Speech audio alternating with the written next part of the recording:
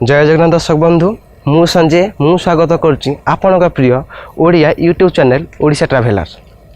दर्शक बंधु आज आम एमती गोटे ऐतिहासिक जगार आज अच्छे जो पाद देले रूम टांकुरी उठे।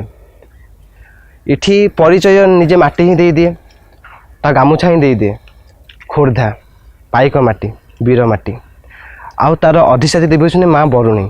आम आज मुझे को से माँ पाख आज नहीं जी फाइनाली आम पहुँची आज जाइए माँ पाददेश एठी सकाळु आपन जदि आसबे गोटे सूर्यर पहली किरण जो पड़ुची पहाड़ उपरे तार अति सौंदर्यमय दृश्य आपन देखा को पाइबे।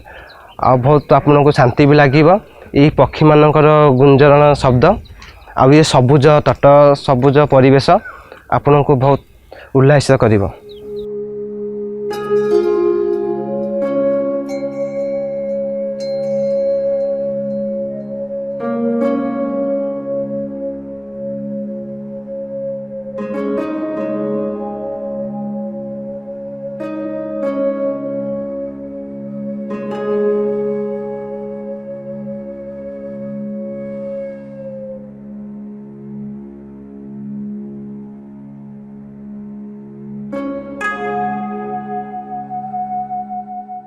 सर्वमंगल मंगल्ये शिवे सर्वाधि साधिके शरण्ये त्र्यंबके गौरी नारायणी नमस्तुते। माँ हजार नाम हजार रूप माँ कोठी दयामय कोठी क्षमामय माँ एठी पूजा पाउछने शक्तिमय रूपे। माँ एठी अनेक वीर संतान को जन्म देइछि। माँ इतिहास में बहुत कथा वर्णित अच्छी पुराण भी बहुत कथा वर्णित अच्छी। पुराण कहे जे जेतिकेले राजा पुरुषोत्तम देव कांची अभियान करथिले जीतिकी कांची गणेश माँ तारिणी एमती अनेक देवादेवी सेठू आनी से माँ बरुणी होती जड़े। माँ बरुणी करुणी की ये स्थापित करते खोर्धा राजा आराध्य देवी से होते। इतिहास कहे जिते बेले जे पुरुषोत्तम राजा जाइए कांची अभियान प्रथम हारी जाते से निजे आसिकी स्वयं जगन्नाथ पाखे आसिक क्षमा गुहारी मागी जगन्नाथ मान रखापी कांची अभियान में स्वयं से निजे कला घोड़ा पर चढ़ी जाते भक्त को साहाय्य करने को। इटी सेमती दर्शक ठीक माँ बरुणी करुणी दी भौणी खोर्धा राजा पाइक विद्रोह पर माँ स्वयं निजे ये मानवी रूप धरी जाते गढ़ में युद्ध करने। माँ एठी दुई भौणी रूपे पूजा पाती बरुणी करुणी। माँ को मुख्य पर्व हूँ दशहरा पर्व आउ रज पर्व।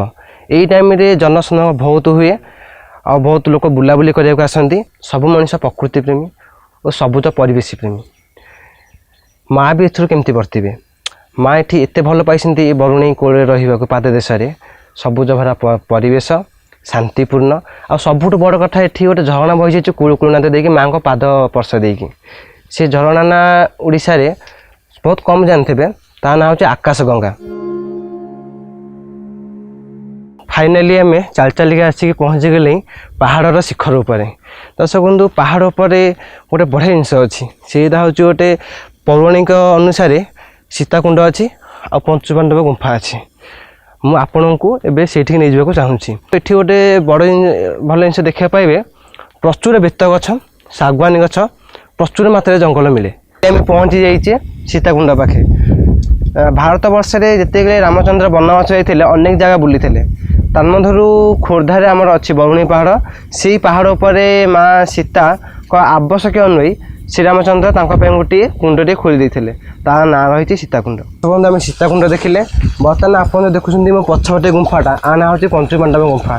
जिते पंचुपांडव 12 वर्ष निवास टाइम समय बुलूले भारत वर्ष में से टाइम यही खोर्धा बरुणी पाददेश आसिक रही किसी समय ता ना से दिखाई पंचुपांडव गुंफा। दर्शक बंधु आम तो बरुणी सीताकुंड टोटाल बुलाबुली कले पंचुपांडव भी आपण को देखली। गोटे जिनस आम देखा पाइलु दर्शक बंधु महाभारत रामायण स्कंध पुराण तीनोटी प्राचीन पुराण सम्मानय ये घटी। ये किसी नुआ जिनस आम पाइले नुआ से देखा पाइले शुणा पाइले। एबे तो बुलाबुली सरिला आम नेक्स्ट एपिसोड देखा किसी नुआ प्लेस से नुआ स्थान पछे रही किसी इतिहास किसी नुआ किंवदंती। जय जगन्नाथ।